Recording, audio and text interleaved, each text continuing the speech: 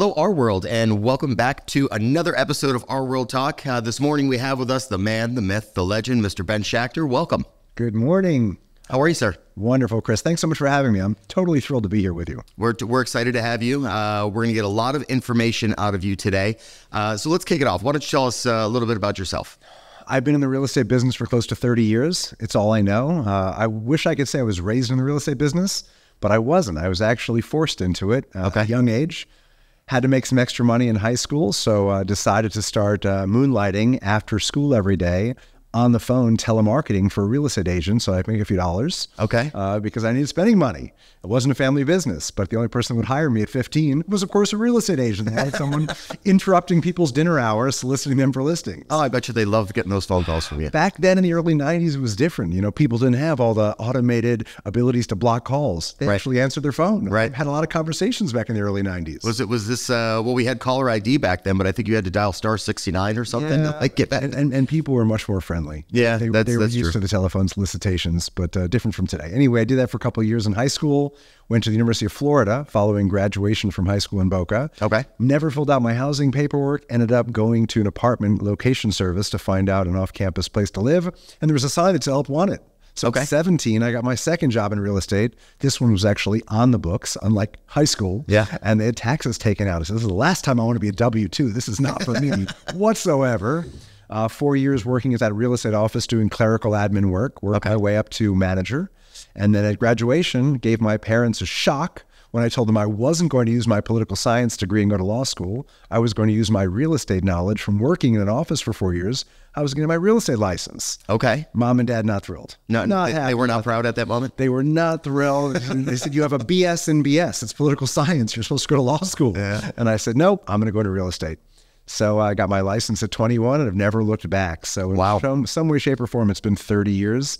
One heck of a ride, and I love every aspect of this business. Wow, fantastic. Well, I guess a political science degree helps you out in real estate, especially with the advocacy work that we do. It's very important. The advocacy work is a big part of my belief system here at part of the Realtors Association, both on a state and local level. And it's very important. I'm passionate about it. But it also helps with conversation. You know, when you can have a political conversation, not divisive political conversation, but intellectual political conversation, it does help you with sales skills. It allows you to communicate on a higher level. And if you're looking for more affluent clientele, they want someone who's able to communicate in a more sophisticated manner. Beautiful. So, Ben, when it comes to real estate, you really cover the entire spectrum. Now we know that you've been doing this for really your entire adult life, but from the brokerage to moving company, insurance company, pool company, technology company, title company, the list goes on and on. So was this your vision the entire time, or was there some pivotal moment in your career that you decided that you could scale up and do all those things? Pivotal. It was not my vision. Okay. My vision was strictly real estate brokerage and sales. And that's what I know. That's what I love. That's where my concentration has always been. But what I realized roughly 10 years ago is the broker role in a brokerage has become really compressed when it comes to potential for earning. Why has it become compressed? Well, first and foremost, with the climate in our industry, agents expect tremendously high commission structures. Right. When agents expect that, that shrinks the broker's margin noticeably. We've also found the competitive landscape that sellers and landlords who traditionally have paid commissions, now buyers and tenants as well, they don't want to pay as much as perhaps they were comfortable paying years ago. So when your customers wish to pay you less and your pseudo-employees, 1099s, want to get paid more, that leaves the broker in the middle of the sandwich here really getting squeezed. Yeah, there's a big pinch. So 10 years ago, I realized I had to go wide. What does that mean? I had to diversify my business into more than just the brokerage commission earning potential. I recognize that when you're a real estate agent, you're expected to be a home pro in any way, shape, or form. You have to be the source of wisdom and knowledge for someone that's buying a house or owning a house for that matter. That is something we were charged with as real estate professionals. So when people would come to me saying, hey, Ben, can I have a referral for this? Can I have a referral for that? Who do you recommend for this? Who do you recommend for that? I recognized that those referrals had become significant monetary streams of income for my referral partners, right? My moving partner, my construction partner, my property management partner. So as I thought about my own personal income being compressed, and I thought about how I was making my partners so wealthy, I saw the vision for setting up joint ventures with strategic partners in a variety of different areas. Because ultimately, with a large volume of customers, we would attract anywhere from 5,000 to 7,000 closed transactions on an annual basis. There's a lot of business that comes for the referral partners. Right. So we decided to white label our brand name, Signature, into a variety of different companies so that we could legally collect revenue in some sort of a joint venture or affiliated fashion from our partners. And it's been incredible because it serves multiple purposes. On a basic level, of course, it throws off income, which is important to any business as an entrepreneur. But secondarily, the customers look at us as a one-stop shop, and they realize that if our name is on the mortgage company, on the title company, on the insurance company, on the moving company, on the construction company, then we must feel really good about that referral. It's not really a referral. We're keeping it in the family. They know the buck stops with me. Right. And I will handle any customer service issue, any compliance issue, any headache. They know they can come to me. So if they want white glove service when it comes to real estate, then why not use us for all the other services that we can provide?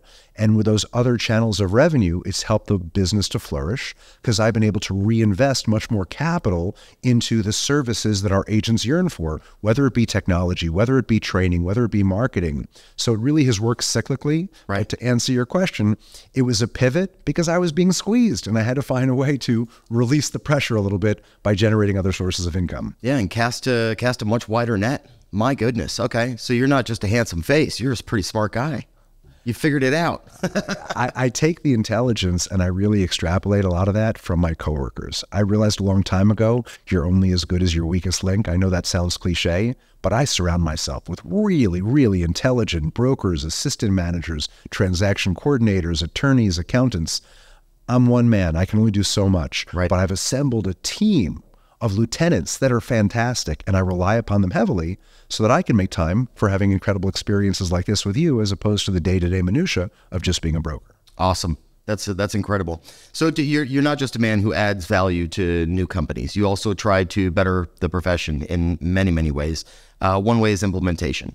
So many associations across the nation are pushing to use buyer-broker agreements. This is something that you've been using in your brokerage for the last 5 years already, if not longer. Correct. It's something I require of our agents.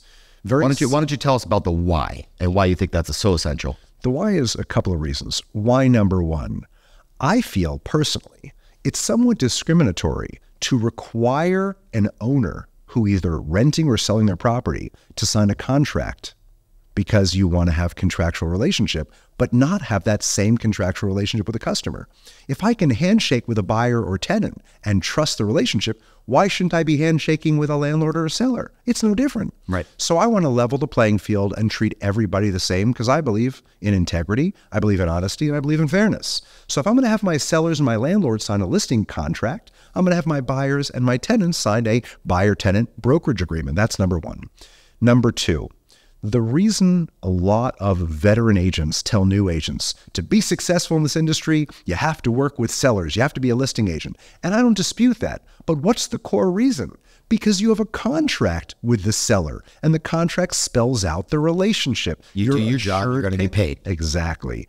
Now that we've leveled the playing field, it's just as lucrative to work with buyers and tenants as it was to be with sellers and landlords. Number three, people get taken advantage of, sometimes intentionally and sometimes unintentionally. Buyers agents and tenants agents work harder than anybody in this industry. Really? And a lot of times they do everything right by the book, but the lack of a contract in this industry sometimes makes it too easy for a buyer or tenant to stray. Sometimes they'll walk into a new construction builder unrepresented or unregistered. Sometimes they'll go to a FSBO unrepresented. And other times they'll get a knock at the door or a postcard or an email from another agent that says, hey, I have a listing you should see. And they neglect to remember the hundreds of hours of effort and professional service that their buyer's agent has invested. Right. And they'll walk into a property with someone else and it's game over. Unacceptable to me. I want my agents to have premier tools, and it starts with contractual relationships with your customers. Buyers, sellers, landlords, and tenants should all be treated the same. My agents love it. Not only does it level the playing field and provide some insulation against customers straying, but it also establishes an expectation of income. I don't know about you, Chris. I don't want to volunteer. This is a career for me. This is how I support my family. I don't know anyone that volunteers in real estate. Right. We all have an expectation that as a profession, we should be properly compensated. As realtors, we have plenty of opportunities to volunteer our time for the greater good, but it's not when we're trying to earn a paycheck. Precisely. So when you have a listing agreement, you and your seller or your landlord pre-negotiate a compensation scale that everyone is satisfied with. You sign the contract, and now everyone understands how the payment of funds is going to work in a successful transaction. Right. With a buyer, tenant, broker agreement, it's the exact same concept. I don't want to wonder what I'm going to earn. I want to discuss that and pre-negotiate it ahead of time. And since commissions are always negotiable, whether it's on MLS, whether it's in a listing agreement, whether it's in a buyer-broker agreement, or anywhere else, let's pre-negotiate what my expectation is for compensation so that I know I'm being properly compensated in a manner that I feel is fair with the customer.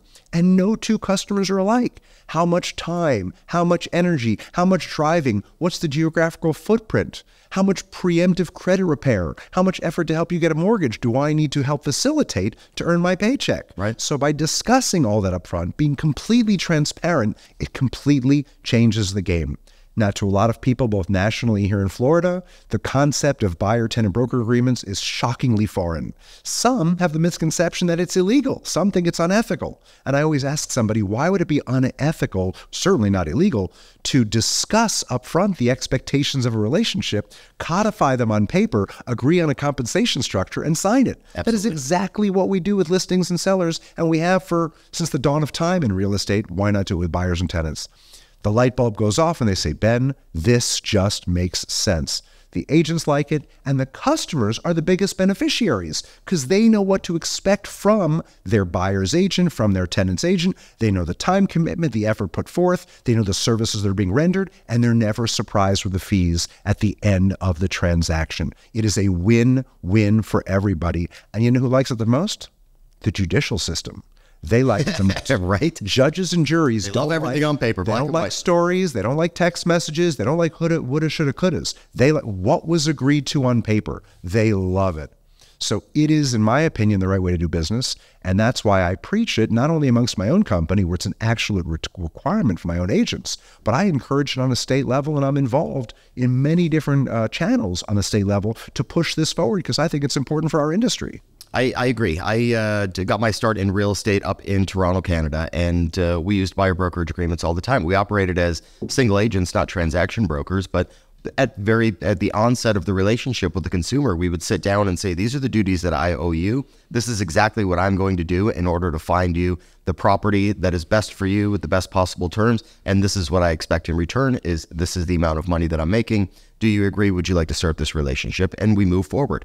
And, you know, a lot of times buyers don't see all the things that we do behind the scenes, whether that be spending the weekends walking a neighborhood, knocking on doors, trying to find them the right property because the property that they're looking for may not currently be listed, sending out letters, all the things that we do, the phone calls that we make in order to try and identify that property for the consumer. And then unfortunately in this business, we do find sometimes that you'll spend, like you said, 100 hours trying to find that property for the customer. You finally find the property for that customer, and that customer may not have been dealing honestly with you throughout the entire transaction. Correct. And by the time you find the property, guess what? Oh, that's okay. We're not interested anymore. And they end up buying the property that you showed them from their sister who's got a real estate license that didn't want to do the work. And it's a very unfortunate reality and a brilliant way to get agents to really think about using those buyer brokerage agreements. So that way they never find themselves in that situation, because it does happen.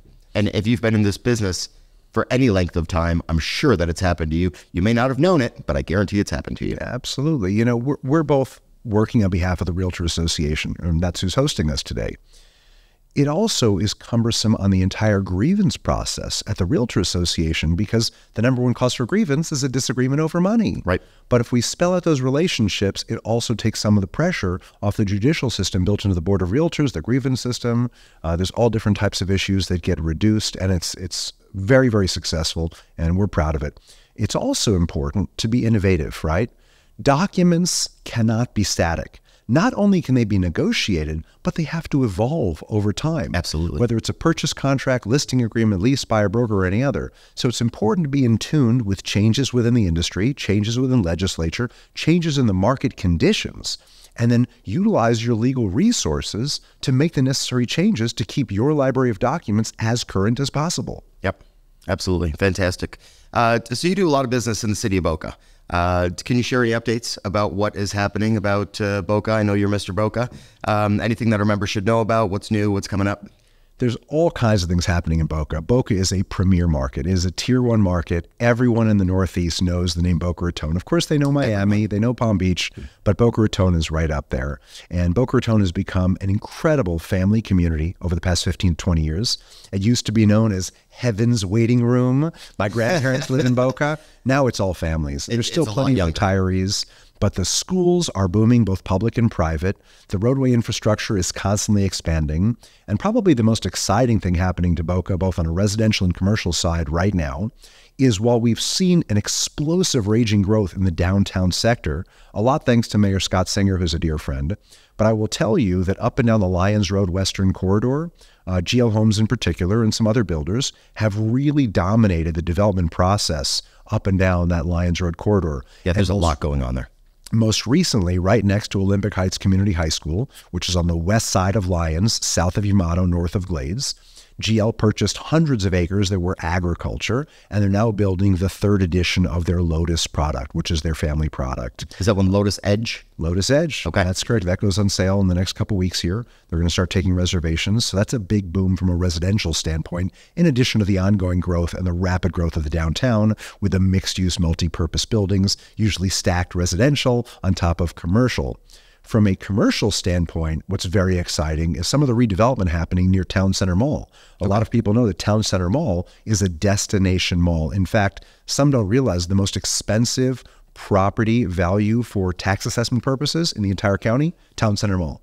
Nobody pays more than Simon Malls for that parcel of land. It's the highest rated value of land in the entire county. Wow. Right next to Town Center, just a half a block to its east, is Butts Road. Butts Road perimeter is the east side of Town Center. And on the east side of Butts Road, there's a whole new strip of restaurants that were just developed and opened that used to be some office building, some parking lot. Okay. So very excited to have a new restaurant row area. A lot of great restaurants that have just come online over there. And we're starting to bridge the gap between Town Center and what used to be called Crocker Center. Now it's known as Boca Center. You may be familiar. The Board of Realtors does a lot of work at the Marriott Hotel. We've got a Morton Steakhouse. We've got Rocco's Tacos. So by bridging those two major destination points, using the Boca Glades Plaza area as the bridge to bring them together, you're going to see a lot of development there over the next 5 to 10 years. It's incredibly exciting. And of course, since FAU has a booming football team and the school's growing, they did great in 2023. we now have a whole new interchange on the highway. We now have an FAU exit on Spanish River Road. Right. So to think we've got Palmetto, Glades, Spanish River, Yamato, and Congress, one city that has 5 different entrance and exit ramps to I-95, that's growth. I don't know any other city that has 5 exits. Yeah, that's pretty incredible. Talk about location. I mean, and the ease of access to get around is great for Boca. I could see the city growing quite a bit. Let's move over to technology. We know that you know a ton about tech. So 2023, undoubtedly the year of artificial intelligence. Are we going to see more opportunities with AI going into 2024? I already know what your answer is going to be, but let's let the listeners hear about it. 110% yes. Yep. But I want our listeners to understand something. You have to be careful with AI. And I don't mean careful from a danger standpoint. You have to be careful with expectation. Too many people are expecting AI to do their job for them, whatever their job may be. Now, I'm not suggesting that it wouldn't be very difficult for AI to flip a hamburger or fry some French fries. That's very manageable, very, very doable, and those jobs will become more scarce because of AI. But when it comes to being a real estate agent, it's not going to replace real estate. No. Zillow and Realtor.com didn't replace us. The internet didn't replace us. We have to adapt. Now, using AI can be harnessed. Of course, we're in the year of AI. I think we're in the decade of AI, to be quite frank with you, and we're just seeing the first real year of that decade. Yep. But realtors are sometimes expecting AI to do their job for them. You're going to be left out in the cold if you have that expectation. We are a profession We get paid handsomely for what we do. And people come to us because of this, our interpersonal skills. Right. They don't buy homes from bots. They will not buy homes, even if they can. And a lot of other companies, by the way, we know, have tried that. They've tried to sell homes over the internet. They've tried to sell using the tools of robotics. Now, there's got to be that human connection. It's scary. It's scary to invest with a robotic stockbroker. It's scary to buy a house with a robotic realtor. It's scary to have a robot do your surgery. I don't mind the doctor manipulating the robot, but he better be in the room. Right. And I want to shake his hand. I want to look him in the eye and make sure my surgery is going to be done right, even if he's using that technology. Right. So with AI, set your expectations. You still have to be very actively involved in all aspects of the transaction with your customer. And the information that comes out of AI is only good as the prompts. It's only as good as the prompts that you're giving the tool. You still have to know what you're doing and what you're trying to extract from it. I own a software technology company. We're using some AI in our total brokerage platform. However, we're very delicate. Number one, we're not using it to write code at all. Now, I know some software companies in a lot of different channels are trying to use AI, and we're experimenting with small code. But the reality is, once you rely on AI to write your code, you've lost your competitive edge because your AI is open sourced, and now all your competitors can use that open source technology to duplicate your code. So you have to be careful. Number two, when it comes to AI, especially when it comes to real estate-based software, a lot of people are expecting AI to harvest leads for them. Now, AI can be set to do drip campaigns and text message marketing. It can even do some tracking of your whereabouts on social media and your interactions with other technology tools to provide reporting and analysis for the user, but it still is going to require the human to be actively involved. Where I see generative AI to be perhaps most impactful for real estate agents is a lot of real estate agents are not great writers. A lot of them really could use English 101, a comma here, a period there. It's going to help. Right. You can use generative AI to do a lot of your drip campaigns, and that's probably a low bar for real estate agents to quickly use AI in their business today. They can use open source AI to help them draft proper campaigns. But again, if we're all using the same campaigns, it's awfully boring. Yep. So you still want to go in when you read those campaigns that are written for you, those solicitations, whatever they may be, and make sure they have your voice and not just the bot's voice. Otherwise, we all sound the same. And I urge realtors to still be careful with spamming and over texting and TCPA and all the potential legal pitfalls that come from over solicitation. So make sure you're consulting with your broker. Make sure you're looking at the terms of use of the software that you're utilizing. Right. Make sure you're familiarizing yourself with the laws. And if you're not familiar, either call Florida Realtors Legal Hotline, consult with your own attorney, or get the help before you end up slapped with a fine. Yeah, I had started messing around with AI, looking at creating community pages for different neighborhoods in the neighborhood or the cities that I serve. What I noticed was that it gave you a nice outline to go with, but the information that it pumped out about that specific neighborhood was not as too generic. True. It was very generic, and it took a lot more work to really insert proper highlights about the community and different points. But it'll, like I said, give you a great outline to work with, but there's nothing that compares to the human touch and the things that you know about a community. The artificial intelligence will never be able to put all of that out there in the way that's actually going to be beneficial for the people that you're trying to serve and tell about how great the neighborhood is that you live in. It's always going to take that personal touch and that human touch. It also doesn't instill confidence, right? Customers are going to ask, why am I paying you, or why am I compensating the way I am if you're relying on your iPhone to do everything for you or a piece of software to do it? They want a personal connection. Absolutely. For most people, as we've said for many, many years, this is the largest financial transaction they will undertake in their lifetime. There's a million pitfalls that can occur in a real estate transaction, and the agent has to be very active. So look at AI as a tool to help streamline and make yourself a little bit more efficient. Right. Certainly not to replace yourself. It's not to give you more vacation time. It's not to let you sleep later. If you do that, I'm going to be stealing your lunch. Don't let Ben Schachter steal your lunch. He's coming for you. Okay, so the association in 2024 will be making a push to members and consumers to show the value of the MLS. So for a broker who's been in the industry for as long as you have, in your words, why do you think the MLS is valuable? First and foremost, I think you have to backpedal. I don't think the consumers can think of realtors and MLS as synonymous. We have so many benefits and tools and services afforded to us exclusively because we're NAR, FR, and local RWorld members. So I think that's really important to set the stage of expectation.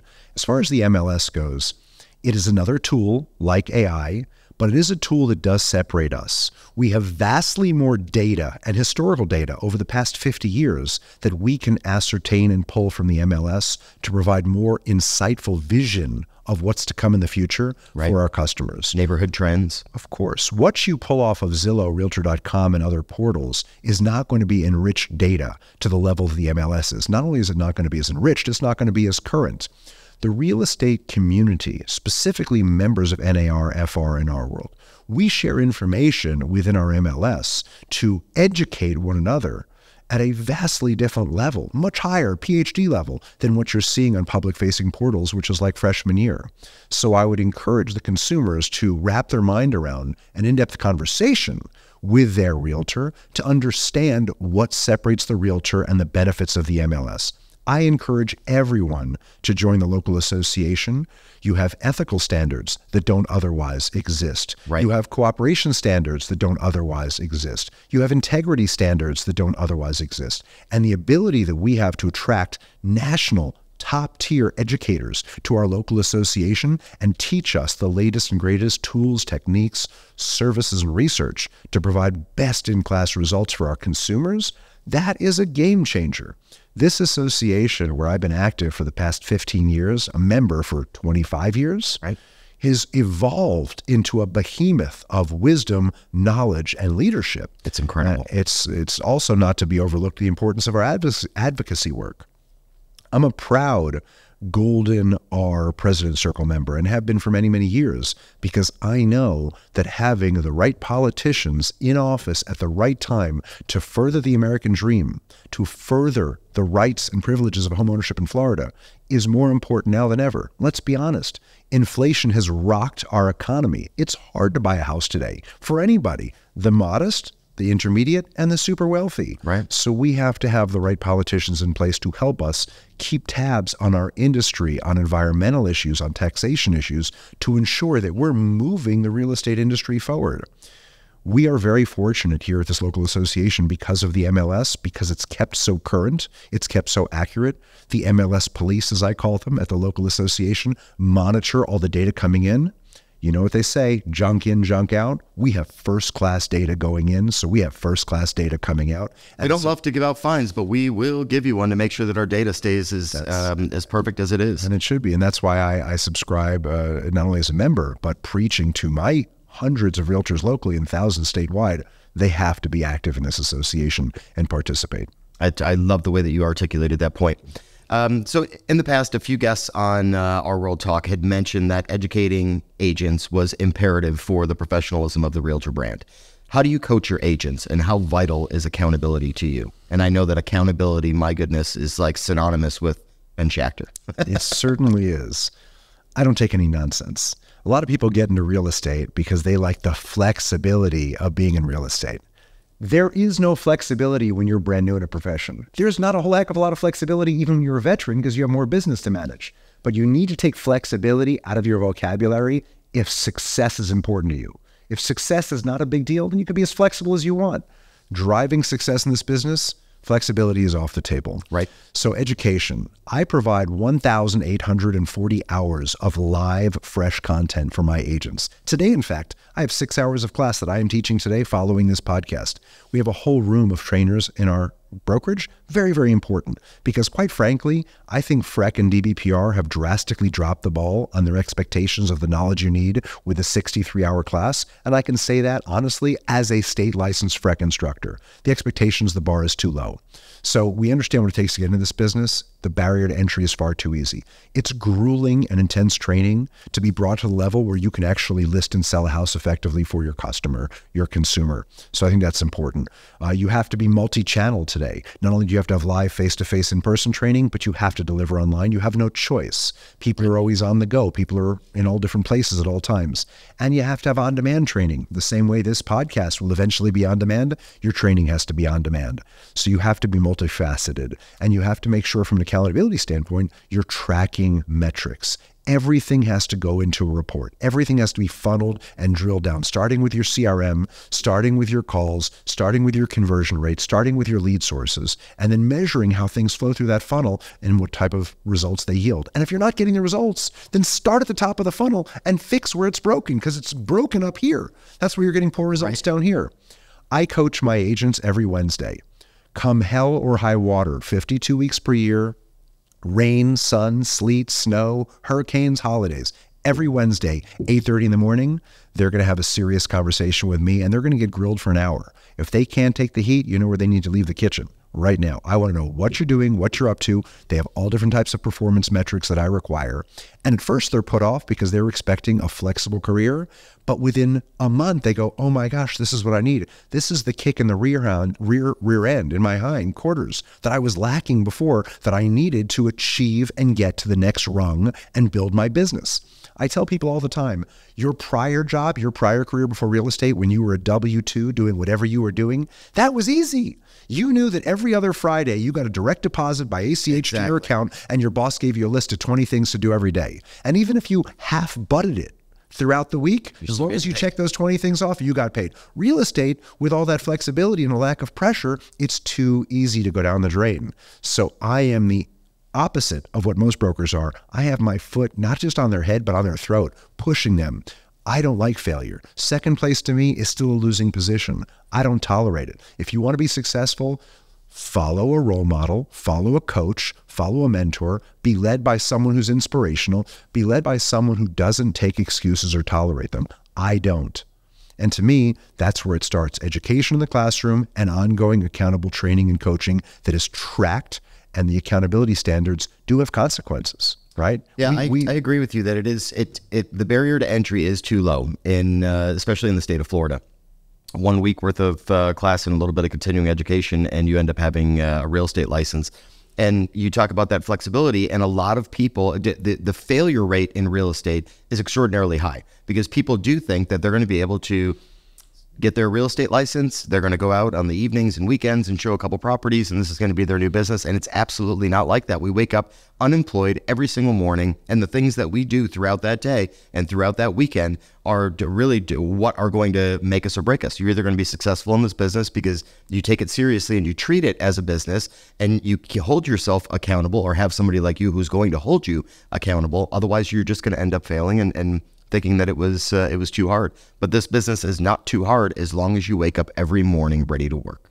I tell agents, if they're unsuccessful, that's by choice. They've chosen to be unsuccessful. The sky is the limit when it comes to productivity and income in this business. It's just a question of how hard you want to work, and you want to work hard, but you also want to work smart. You want to make sure that you're understanding what is yielding results for you, because if you spin your wheels and nothing's yielding, you have to change course. Right. Isn't that the definition of insanity? Just doing the same thing over and over again without any change, expecting a different result? Absolutely. Okay, we're going to let you get going here shortly. A couple more questions for you. Number one, tell us about what motivated you to go on this Peloton journey that you've been on. And I know this one was a surprise question for you, but tell us about that, because I think a lot of people are pulling a heck of a lot of motivation from watching the journey that you're on. I appreciate that. Well, over the course of a year and a half, I lost 130 pounds. That's incredible. And people always say all the time, what's the secret? Because, of course, we live in America. We live in a land of instant now. Yeah. Everything is easy street. Yeah. What's the secret? I go, I'm writing a book. You are. It's really short. Close your freaking mouth and do a lot of cardio. End of the story. Okay. That's it. That's it. So what motivated me? 100% credit to my wife. Okay. Back in early 2020. Thank you, Jody. We need this guy healthy. Jody, you saved me, baby. I love you. Back in early 2020, she was reading about some strange disease called COVID on the internet. Had no idea what it was. But what she was reading was indicating that it was taking the lives of people that were overweight and had breathing issues. I had both. So she approached me in early February of 2020, well before Earth shut down. And she said, honey, I'm reading all these articles and you've got both of these things. If this disease makes its way here, you might be number one to go. Right. It scared me to death. She said things like, hey, we have 3 small kids. I can't raise them without you. Oh, geez. Terrifying to me. Right. And I made the typical fat person excuse up until then. I'm overworked. I'm stressed. I don't have the time. It's my outlet. It's my vice. What all people overweight will say. So she orders this Peloton. I was super irritated that she blew $2,500 on a clothing rack. Gave her hell for it. It got delivered right after Valentine's Day. It was my Valentine's Day gift. Okay. And I got on the bike on February 22nd of 2020. I'll never forget that day. And my first ride was an intro 5-minute ride.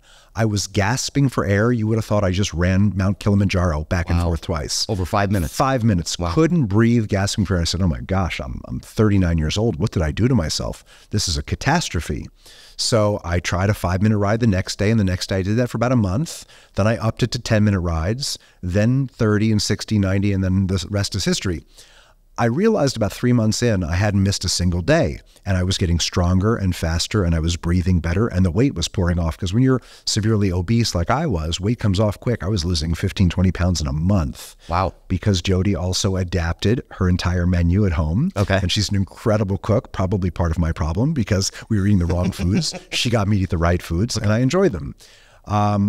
February 22nd of this year, which is just a couple weeks away from our taping day today, I will have been on Peloton for 4 straight years. Wow. And Chris, I am not being lied to you. I'm not lying to you. I've not missed a single day. Complete honesty. That's incredible. I've never missed one day. I've been on a Peloton bike for 365 times 4 years worth of days. So this is becoming an addiction. So because I ride multiple times a day on some days, I'm up at about 2,800 rides right now. Wow. And like I said, I lost 130 plus pounds in over a year. I dropped 14 inches in the waist of my pants, and I've done everything the right way. Super eating healthy and super intensive cardiovascular exercise. It's funny, my internist, who I go to every few months to get blood work and check, make sure I'm okay, he's always doing a fake examination of my belly, convinced that I had gastric bypass surgery. Nobody loses that much weight that quickly. Nobody does it the right way. It's not possible. It's the right way. And it's very similar, by the way, to how to run my business. When it comes to accountability, when it comes to coaching, the reason I've ridden my Peloton in more than 20 states, the reason I've ridden my Peloton in over 100 hotels, 5 countries, 3 cruise ships. The reason I've ever missed a day is because I use that as a training example for my agents. You need to prospect 7 days a week, 30 or 31 days a month, 29 days on a leap year in February, and 365 days a year. There's no excuse. Now, when you're making $500,000 or $1 million a year and you're real satisfied with your income, you can take your foot off the gas. But until you're reaching the goal sheet that you filled out for me the day I hired you, and you're hitting those numbers that you said, this is what I want to make, you don't get a break. Don't tell me about the word vacation. You're working on your vacation. I don't do nights. Laptop with You're working all the time. Right. So my Peloton journey is as such. I've probably sold a couple of 100 Pelotons through the story I just shared with other people who found the motivation. I help hold other people accountable when it comes to it. Peloton's got to send you some free merch. I've got a couple of t-shirts. Okay. Well, I'm glad that you stuck with it. Glad that you're feeling better. You look fantastic. Thank and hopefully we're going to have you around for many, many, many more years with some better health. So I'm going to let you get back to work, but one last question. We ask this of all of our guests. South Florida has many hidden gems. And you just talked about being in 20 different states and 100 different hotels and all that sort of thing. So why don't you tell us about a South Florida hidden gem, whether it's going to be restaurant, beach, hotel, anything worth checking out? What's your hidden gems? So I've got something local and I've got something out of town. I did mention a moment ago about Restaurant Row, Butts Road, just by Glades next to Town Center Mall. So in that area, which is known as Boca Glades Plaza, between Restaurant Row on Butts and Military Trail, which is the Boca Center shopping center, there's an old Renaissance hotel. They just put a ton of money in. I think the number was $50 million renovating the hotel. It is gorgeous. And a lot of people don't know about it. They think when they put their friends up for Ritzy Glitzy, they have to send everybody to the Boca Resort. Boca That's where you Resort's had your sales spectacular. meeting that I spoke at. I have had meetings there. I've had them in a lot of different places. But the new Renaissance is spectacular. It'll beautiful. knock your socks off. The whole pool, South Beachy resort theme they put together is great. So I recommend, if you're bringing some VIP guests into town to look at real estate, consider the Renaissance as an option. Okay. But more specifically, I'm a steak guy. I love the new meat market that opened up in the Renaissance Hotel. The Meat Market is a 5-star steakhouse. It comes out of Meat Market Palm Beach, same company. They've got 4 or 5 locations around the world. And how we have 2 in Palm Beach County, I have no idea. We're so lucky. But that is a vibe, and the food is phenomenal. The service is awesome. Okay. To be even more specific, they have 2 private rooms. So if you're ever looking to host a private event, which I do from time to time, it is a remarkable place to have a small, intimate gathering. So check out Meat Market in Boca and check out the entire Renaissance. That's my local suggestion. Out of town, My family and I, when we get out of town, we love going to Chica Lodge in Isla Morada. Oh, it's beautiful. And we love going to the JW Marriott in Marco Island. I've got 3 kids, Max, Sloan, and Brody, 14, 12, and 8. My wife and I try to spend as much time as possible with them. We don't have personal lives. Our entire personal lives are the children. They must love that JW Marriott with the whole, they've got like a Dave & Buster's style. They love it. Bowling. The arcade, the beach, the pools. Amazing. So every minute of the day that I'm not working, I'm with my 3 kids and my wife. I've given up anything personal. I don't hang out with the boys. I don't vacation with the boys. I don't have cigar night or poker night. It's my family. Awesome. So the biggest hidden gem for me, heart and soul, is my family. Awesome. Great to hear. Well, thank you, Ben, for being with us. And for all you that are listening, thank you for being with us and the amazing Ben Schachter. And we will see you all right back here next time on RWorldTalk.